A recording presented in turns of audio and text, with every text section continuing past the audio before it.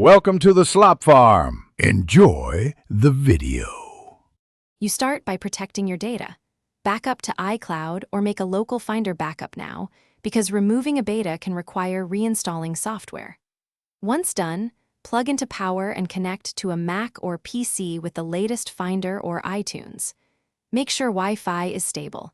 If you plan to use an IPSWA file, download the correct public release for your model. These first actions avoid data loss and speed up the removal process when you begin erasing the beta profile.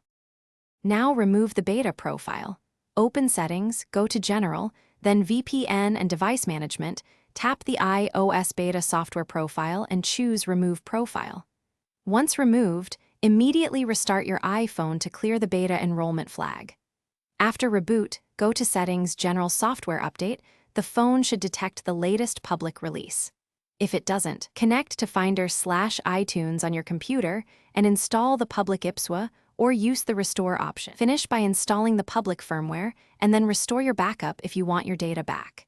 If the over-the-air update isn't offered, use Finder or iTunes to perform a standard restore with the public IPSWA. If something goes wrong, device won't update or is stuck, put the iPhone into recovery or DFU mode and perform a restore from your computer.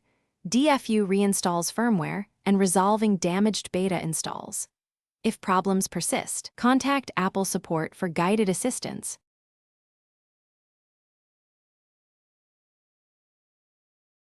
Thanks for watching. Consider subscribing if we helped you today.